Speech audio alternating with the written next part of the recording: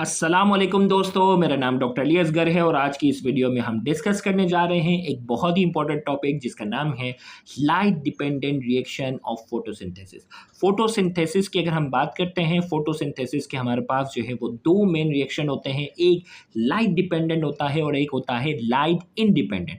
एक लाइट के ऊपर डिपेंड करता है और दूसरा जो है वो लाइट के ऊपर डिपेंड नहीं करता। तो आज के इस लेक्चर में हम light dependent reaction of photosynthesis को डिटेल में डिस्कस करने जा रहे हैं। तो आज के इस लेक्चर को शुरू करने से पहले आपसे एक मर्तबा रिक्वेस्ट करेंगे कि अगर आपने अब तक हमारे इस चैनल को सब्सक्राइब नहीं किया, जो कि सेन बोर्ड टीचिंग के नाम से है, तो काइंडली आज ही आप हमारे इस चैनल को सब्सक्राइब करें और साथ ही साथ बेल आइकन को लाजमी क्लिक करें ताकि हमारी अपलोड करता तमाम इंपॉर्टेंट वीडियोस की नोटिफिकेशन आपको रिसीव हो सके। तो आइए हम स्टार्ट करते हैं। सबसे पहले introduction. It is the first phase of photosynthesis. भाई फोटोसिंथेसिस जो है इसके दो फेज हैं, एक लाइट डिपेंडेंट है और दूसरा लाइट इंडिपेंडेंट है।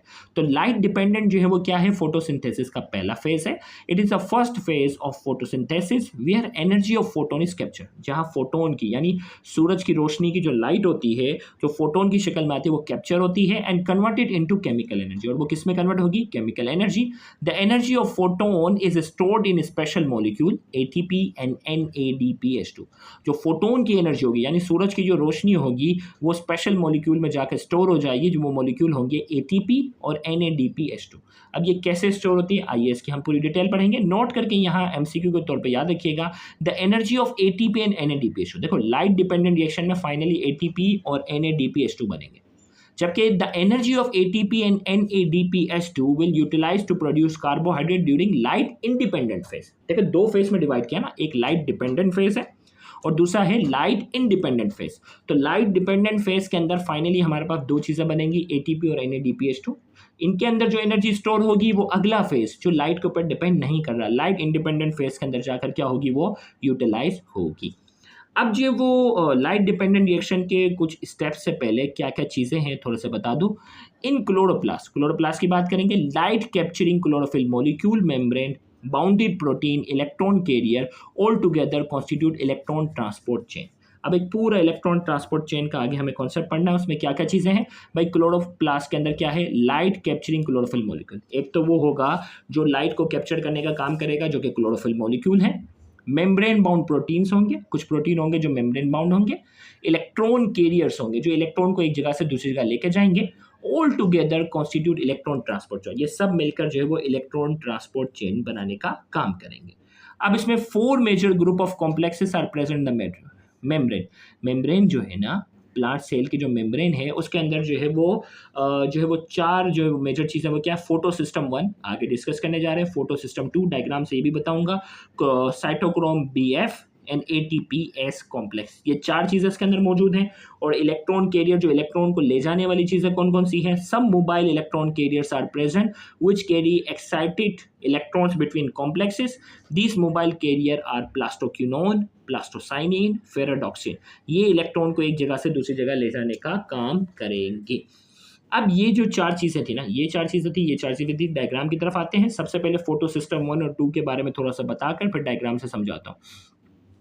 Photo system 1 and 2 both contain special chlorophyll A molecule. Photo system 1 और 2 के अंदर क्लोरोफिल ए मॉलिक्यूल होते हैं एट देयर सेंटर, उनके सेंटर में होते हैं। तो chlorophyll A molecule at the reaction centre of photo system 1 has maximum absorption of 70 nanometre. याद रखिएगा, फोटो सिस्टम 1 और 2 दोनों में क्लोरोफिल ए, लेकिन क्लोरोफिल ए का जो मॉलिक्यूल है ना, देखिए ये अब लाइट जो है ना, एक जो फोटो सिस्टम 1 वाला जो क्लोरोफिल है वो 70 नैनोमीटर की लाइट को एब्जॉर्ब करता है और फोटो सिस्टम 2 के अंदर जो क्लोरोफिल ए है वो 680 नैनोमीटर को एब्जॉर्ब करता है। अब आप बोलेंगे दो अलग अलग वेवलेंथ क्यों, तो इसका जवाब ये है कि ये दूसरे मॉलिक्यूल के साथ मिलकर एक कॉम्बिनेशन की शक्ल में होते हैं और कॉम्बिनेशन की वजह से इनकी जो एब्जॉर्प्शन की जो सलाहियतें होती हैं वो थोड़ी सी अलग अलग होती है। तो हमने कहा फोटो सिस्टम 1 और 2 जो भी हम बात करने जा रहे हैं, दोनों में क्या है, स्पेशल क्लोरोफिल ए मॉलिक्यूल होते हैं सेंटर में। और क्लोरोफिल ए मॉलिक्यूल जो रिएक्शन सेंटर फोटो सिस्टम 1 में होता है उसकी मैक्सिमम एब्जॉर्प्शन 700 नैनोमीटर तक होती है। और फोटो सिस्टम 2 के अंदर जो क्लोरोफिल ए के जो मॉलिक्यूल होते हैं उनकी मैक्सिमम एब्जॉर्प्शन 680 नैनोमीटर तक होती है। This reaction centre are called P70 and P60। Diagram की अगर हम बात करने जा रहे हैं, इनको हम P700 और P680 का नाम हम देते हैं। इसमें P शो कर रहा है पिगमेंट को, P किसे शो कर रहा है, पिगमेंट को। अब डायग्राम से थोड़ा सा मैं बताता चलूँ आपको, जो है वो यहाँ मेरे जो डायग्राम को बड़ी सिंपलाइज करने की मैंने कोशिश की है।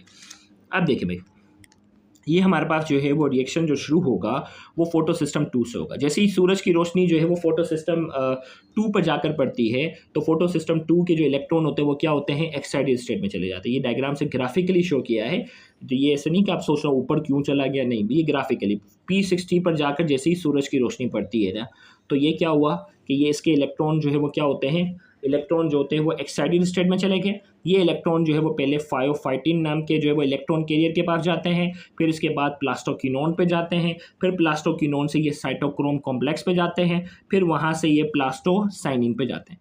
फिर प्लास्टोसाइनिन जो है ये इलेक्ट्रॉन कहाँ दे देता है, P70 पे, यहाँ पे भी रोशनी पड़ती है, P70 वाले पे ये इलेक्ट्रॉन पहुँचते हैं, और ये फिर प्लास्टोसाइनिन से फिर ये इलेक्ट्रॉन जो है वो यहाँ ये एक्साइटेड स्टेट में आ गया, फिर आयरन सल्फर प्रोटीन के पास जाता है, फिर फेराडॉक्सिन के पास जाता है, और फिर फाइनली NADP से NADPH की तरफ ये जाएगा। ये पूरा सिस्टम है। आइए, ये था लाइट डिपेंडेंट रिएक्शन का, ये पूरी थी इलेक्ट्रॉन ट्रांसपोर्ट चेन, पूरी चेन थी ना भाई, यहाँ से इलेक्ट्रॉन शुरू हुआ, यहाँ से यहाँ यहाँ यहाँ, एक पूरी चेन की शक्ल में जा रहा है, एक पूरी शक्ल में जाकर फाइनली NADPH बनता है।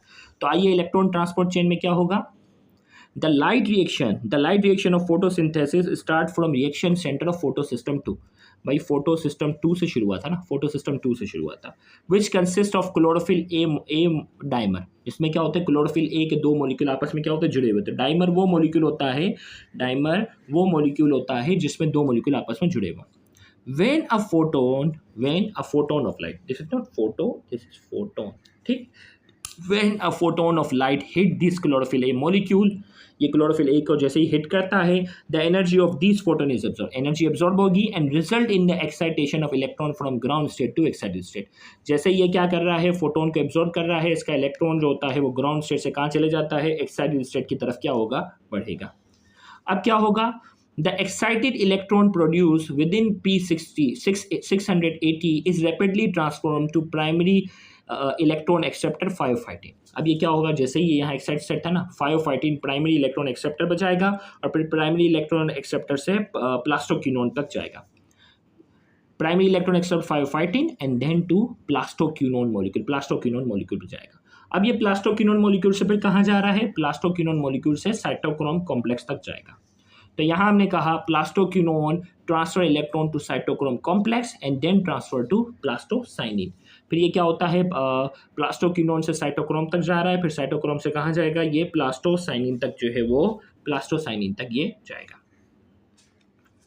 अब जो वो प्लास्टोसाइनिन जो है वो क्या करेगा, फोटो सिस्टम 1 को अपना इलेक्ट्रॉन क्या करेगा, डोनेट कर देगा। तो यहाँ हमने कहा plastocyanin plastocyanin act as electron donor to photo system 1। भाई ये तो फोटो सिस्टम 2 का था ना, ये इलेक्ट्रॉन डोनर का काम करेगा, फोटो सिस्टम 1 को अपना इलेक्ट्रॉन देगा। The primary electron acceptor of photo system 1 passes the photo-excited electron to a second electron transport chain which translates them to ferredoxin and iron containing protein। अब ये क्या होगा, जैसे ही इसने यहाँ इसको ट्रांसफ़र किया अपना इलेक्ट्रॉन, तो ये एक्साइटेड स्टेट में गया और इसने आयरन जो है वो आयरन कंटेनिंग प्रोटीन फेराडॉक्सिन तक जाकर क्या किया, अब इलेक्ट्रॉन जो है वो ट्रांसफ़र किया। यहाँ तक हो गया, फेराडॉक्सिन एंड आयरन कंटेनिंग प्रोटीन। फिर यहाँ हमने कहा an enzyme cold NADP reductase then transfer the electron from ferredoxin to NADP. This NADP with electron receive photon from stroma and reduce to NADPH2। अब ये क्या होगा, NADP रिडक्टेस नाम का जो एंजाइम होगा वो फेराडॉक्सिन से इलेक्ट्रॉन लेकर किसको देगा, NADP तक देगा, और ये रिड्यूस हो जाएगा NADPH2 में जाकर जो है वो ये जाकर NADPH2 में जाकर जो है ये रिड्यूस हो जाता है, बन गया NADPH2। और ये क्या है, NADPH2 स्टोर हाई एनर्जी, इसके अंदर काफ़ी एनर्जी होती है, which will provide reducing power for the synthesis of sugar during light independent reaction. भाई NADPH2 बन गया ना, हमें 2 चीज़ें बनानी थी, एक ATP बनाना था, एक NADPH2 बनाना था। तो इलेक्ट्रॉन ट्रांसपोर्ट चेन के जरिए हमने NADPH2 बना दिया ना। अब ये NADPH2 इनके क्या अंदर होता है, स्टोर हाई एनर्जी, इसके अंदर जो है वो काफ़ी हाई एनर्जी है, which will provide reducing power for the synthesis of sugar. इसमें बहुत सारी एनर्जी होगी जो कि शुगर की सिंथेसिस में काम आएगा ड्यूरिंग लाइट इंडिपेंडेंट रिएक्शन, जो कि अगला फेज होगा ना लाइट इंडिपेंडेंट रिएक्शन। अब लाइट इंडिपेंडेंट रिएक्शन के बाद हम बात करने जा रहे हैं फॉर्मेशन ऑफ ATP। ATP अब कैसे बनेगा, the energy release during movement of excited electron down the cytochrome system is coupled to build up with ATP in an indirect manner. अब देखो भाई, ये जो पूरा प्रोसेस था ना, NADPH2 बन रहा था साइटोक्रोम वाले में साले में, तो इसके साथ साथ क्या होता है, energy release during movement of excited electron की जो मूवमेंट हो रही है ना साइटोक्रोम पूरे सिस्टम में, इसके साथ साथ क्या होता है, इनडायरेक्ट तरीके से ATP भी बनता है। अब ये इनडायरेक्ट तरीके से ये जो ATP है, इनडायरेक्ट तरीके से ये ATP है, ये किस तरह बनेगा, अब हम उसकी तरफ बढ़ने जा रहे हैं। Some of the electron carrier of cytochrome system pump hydrogen ion from stroma to thylakoid space. अब यहाँ बात करने जा रहे हैं कि ये जो पूरा प्रोसेस था, बुक की डायग्राम से बताते हैं कि ये जो इलेक्ट्रॉन ट्रांसपोर्ट चेन जो पूरी चल रही है ना, अब इसमें क्या है कि ये जो अंदर नजर आ रहा है ल्यूमेन, सेल के अंदर वाला ल्यूमेन है, और ये क्या है, स्ट्रोमा, ये क्या है, बाहर वाला स्पेस है। इसमें जो पूरा ये देखो, ये अलग से डायग्राम वैसे बनानी नहीं है, NADPH2 तक हम बना लिया ना, NADPH तक ये पूरा सिलसिला चलता गया। लेकिन इस दौरान क्या हो रहा है, पानी का मॉलिक्यूल क्या हो रहा है, स्प्लिट हो रहा है। पानी का मॉलिक्यूल जैसे ही स्प्लिट हो रहा है, ये ल्यूमेन के अंदर, सेल के ल्यूमेन के अंदर क्या कर रहा है, हाइड्रोजन आयन क्या कर रहा है, प्रोड्यूस कर रहा है। ये क्या कर रहा है, हाइड्रोजन आयन प्रोड्यूस कर रहा है। फिर प्लास्टोक्यूनोन है, ये टूट रहा है, ये भी हाइड्रोजन आयन क्या कर रहा है, प्रोड्यूस कर रहा है। तो ये जो हाइड्रोजन आयन जो है वो ल्यूमेन के अंदर क्या हो रहे हैं, ये बेसिकली जो है वो जमा होते जाएंगे, और इनका क्या किरदार होगा, आइए मैं इसका भी बताता हूँ आपको। तो यहाँ हमने कहा some of the electron carrier of the cytochrome system pump hydrogen ion from stroma to thylakoid space. Stroma से thylakoid space, जो कि ल्यूमेन अंदर वाले स्पेस की बात करेंगे, उसमें हाइड्रोजन आयन ले आएंगे। This thylakoid space act as a reservoir for hydrogen ion. ये क्या करेगा, हाइड्रोजन आयन जो है उसके लिए रिजर्वायर के तौर पर जमा करने का काम करेगा। Produce by splitting of water, ये कैसे प्रोड्यूस हो रहा था, पानी के टूटने की वजह से, during the process of photolysis accumulate है। जैसे जैसे जो वो फोटोलाइसिस होती जाएगी, रोशनी की मदद से पानी टूटता जाएगा, ये हाइड्रोजन आयन यहाँ जमा होते जाएंगे। The high quantity of hydrogen ion in the thylakoid space as compared to stroma develop electrochemical gradient. अब क्या होगा, ये जो हाई हाइड्रोजन आयन जो है वो जमा हो जाएंगे, ये क्या करेंगे, इलेक्ट्रोकेमिकल ग्रेडियंट जो है वो क्रिएट करेंगे, यानी चार्ज की वजह से क्या होगा, वोल्टेज प्रोड्यूस होना शुरू हो जाएगा। अंदर पॉजिटिव वाले हाइड्रोजन आयन जमा होते जाएंगे, तो बाहर के मुकाबले में अंदर का माहौल जो है वो पॉजिटिव हो जाएगा, तो चार्ज के डिफरेंस की वजह से क्या होगा, इलेक्ट्रोकेमिकल ग्रेडियंट यानी वोल्टेज प्रोड्यूस होना शुरू हो जाएगा। These hydrogen ion flow out of the thylakoid space into stroma, और ये क्या होंगे, हाइड्रोजन आयन जो अंदर जमा हो गए ना, वो बाहर निकलने की कोशिश करेंगे through a channel present in the membrane called ATPase synthase complex. अब एक चैनल के थ्रू ये जो है वो क्या करेंगे, ये बाहर निकलने की कोशिश करेंगे। ये हाइड्रोजन आयन यहाँ क्या हो रहे हैं, जमा हो रहे हैं। अब ये इस चैनल के जरिए क्या हो रहा है, इसमें शो किया जा रहा है, ATPase कॉम्प्लेक्स के जरिए क्या होंगे, बाहर निकलने की क्या कोशिश करेंगे, बाहर निकलने की कोशिश करेंगे। देखो अब यहाँ हाइड्रोजन आयन अंदर जमा हो गए, तो यहाँ वोल्टेज ज़्यादा हो गया, यहाँ पोटेंशियल एनर्जी ज़्यादा हो गई है, अब बाहर क्या हो गई, कम हो गई। तो ये हाई पोटेंशियल से, कोई भी चीज़ जो होती है फिजिक्स के रूल के मुताबिक हमेशा हाई पोटेंशियल से लो पोटेंशियल की तरफ जाती है। तो ये हाइड्रोजन आयन यहाँ पोटेंशियल ज़्यादा होने की वजह से ये ATPase कॉम्प्लेक्स जो चैनल प्रोटीन है उससे बाहर निकलने की ये क्या करते हैं, कोशिश करेंगे, बाहर निकलेंगे। Hydrogen ions move through this channel by providing energy which is releasing during down movement of electron in photosystem 2. अब ये हाइड्रोजन आयन जो है वो हाई एनर्जी से कहाँ जा रहे हैं, लो एनर्जी की तरफ जा रहे हैं। तो ये क्या होंगे, इनकी मूवमेंट के दौरान क्या करेंगे, एनर्जी प्रोवाइड करेंगे। देखिए पेन है ना, ऊपर रखिए तो हाई एनर्जी, छोड़ दी तो नीचे गिर गई। तो हाई एनर्जी से लो एनर्जी की तरफ क्या होंगे, ये जैसे ही मूव करते हैं तो एनर्जी का जो डिफरेंस होता है वो क्या करते हैं, फोटो सिस्टम 2 को क्या करेंगे, प्रोवाइड करेंगे। This energy is utilise. अब ये जो एनर्जी जो है ना, हाइड्रोजन आयन हाई एनर्जी से लो एनर्जी की तरफ जो जा रहे होते हैं, वो जो एनर्जी होती है वो किस में यूटिलाइज हो जाती है, utilise for the synthesis of ATP from ADP and organic phosphate. ये जो एडिनोसिन डाइफॉस्फेट है और ये फॉस्फेट आपस में जुड़कर क्या बनाते हैं, एडिनोसिन ट्राइफॉस्फेट। जो एनर्जी यहाँ प्रोड्यूस हो रही होती है वो एनर्जी जो है वो ATP बनाने में इस्तेमाल हो जाती है।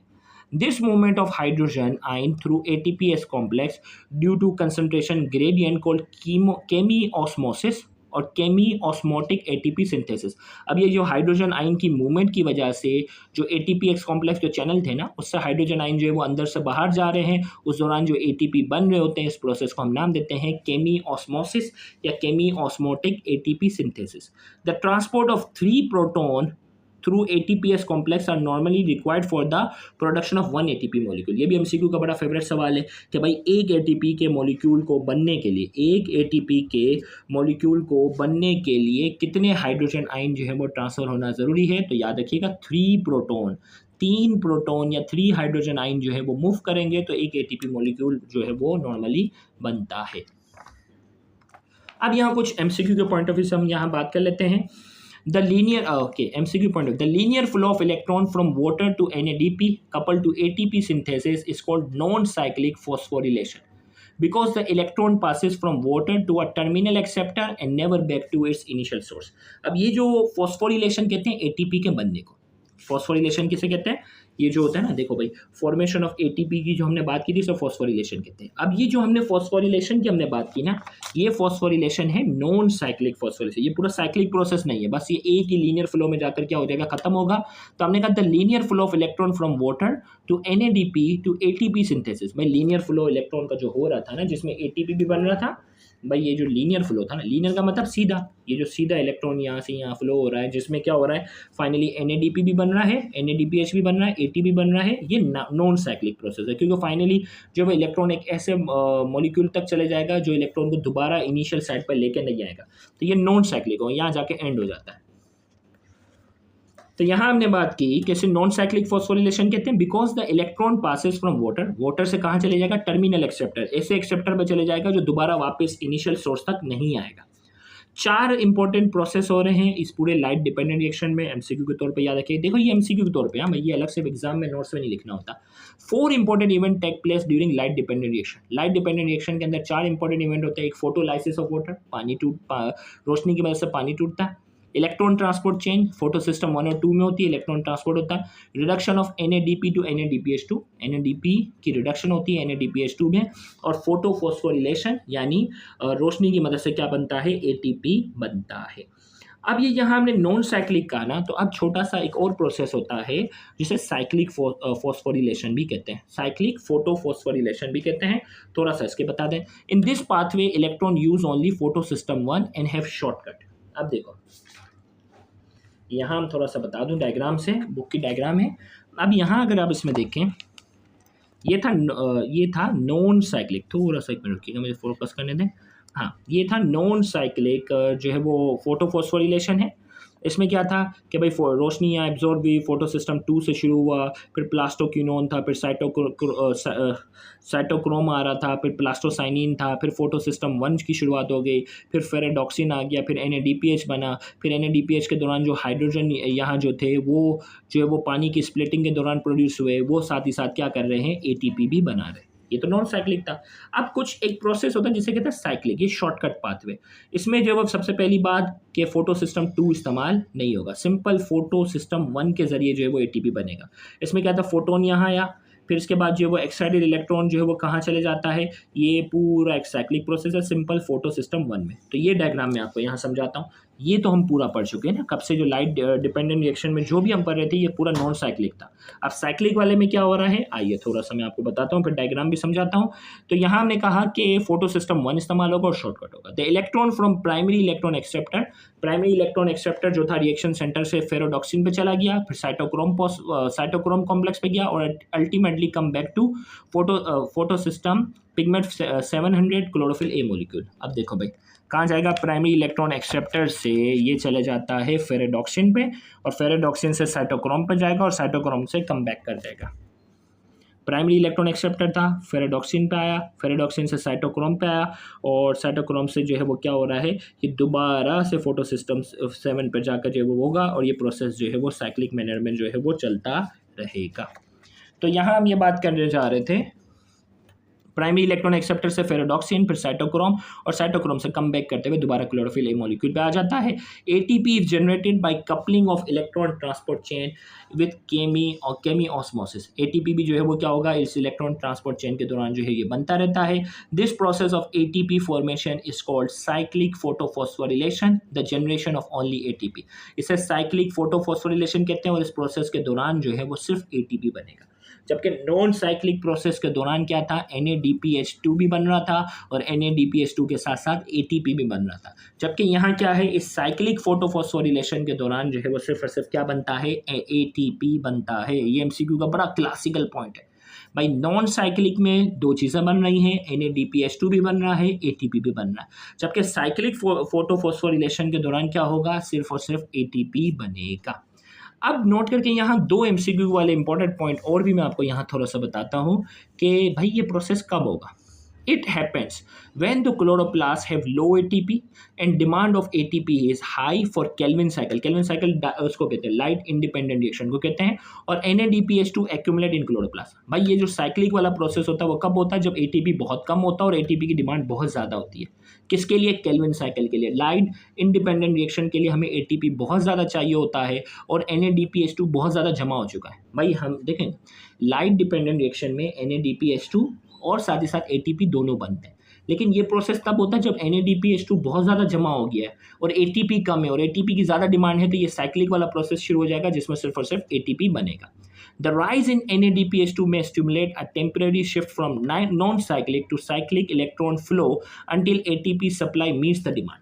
अब देखो भाई, जब भी NADPH2 जो है वो बहुत ज़्यादा बन जाएगा तो वो क्या करता है? स्टिमुलेट करता है और शिफ्ट कर देता है नॉन साइक्लिक इलेक्ट्रॉन फ्लो को साइक्लिक में कन्वर्ट कर देता है, यहाँ तक कि ATP की सप्लाई जो है वो NADPH2 के क्या हो जाए? बराबर हो जाए। इसकी डिमांड जो है वो ATP की जितनी रिक्वायरमेंट है वो पूरी हो जाए, तब तक ये जो है वो साइक्लिक में इसको क्या करता है? कन्वर्ट करता है। ये दोनों MCQ के पॉइंट ऑफ व्यू से आपको याद रखने हैं। अब इस पूरे लेक्चर को जो हमने इतना डिटेल में डिस्कस किया, आइए उसके की पॉइंट्स, अगर आपने तवज्जो के साथ सुना होगा, बड़ा मुश्किल टॉपिक था, लेकिन उम्मीद है कि इनके जवाब आप वीडियो में कमेंट सेक्शन में लाजमी देंगे। The chlorophyll A molecule at the reaction centre of photosystem 1 is maximum absorption at -nanometer। Chlorophyll A molecule है जो रिएक्शन सेंटर फोटोसिस्टम 1 पर, उसकी मैक्सिमम एब्जॉर्प्शन क्या है? Chlorophyll A molecule at the reaction centre of photosystem 2 has maximum absorption. Photosystem 2 में जो chlorophyll A की जो मैक्सिमम एब्जॉर्प्शन की वेवलेंथ बतानी है, और फोटोसिस्टम 1 में भी। The light reaction of photosynthesis start from reaction center of dish। भाई लाइट रिएक्शन जो फोटोसिंथेसिस का होता है वो किसके रिएक्शन सेंटर से शुरू होगा? फोटोसिस्टम 1 से या 2 से? ये दोनों में से बताना है। Primary electron acceptor of photosystem 2 is, primary electron acceptor जो है वो फोटोसिस्टम 2 का कौन सा है वो बताना है। Dash act as an electron donor to photosystem 1। Photosystem 1 को इलेक्ट्रॉन कौन डोनेट करता है वो बताना है। An enzyme NADP reductase transfer electron from dash to NADP। NADP reductase नाम का जो एंजाइम है वो इलेक्ट्रॉन को किस चीज़ से NADP की तरफ ट्रांसफर करता है वो बताना है। The movement of hydrogen ion या proton through ATPase complex due to concentration gradient. भाई जो प्रोटॉन की जो मूवमेंट होती है या हाइड्रोजन आयन की जो मूवमेंट होती है ATPase कॉम्प्लेक्स से कंसंट्रेशन ग्रेडियंट के तहत, उस प्रोसेस को क्या कहते हैं? ये 7 की पॉइंट्स हैं जिनके जवाब आपने जो है वो कमेंट सेक्शन में देने हैं। उम्मीद करते हैं आज के ये लेक्चर आपके लिए काफ़ी इन्फॉर्मेटिव होगा। बहुत मेहनत से ये लेक्चर रिकॉर्ड किया है, इसीलिए इस वीडियो को लाइक कीजिएगा, कमेंट में अपना फीडबैक लाजमी दीजिएगा। Thank you very much. Allah.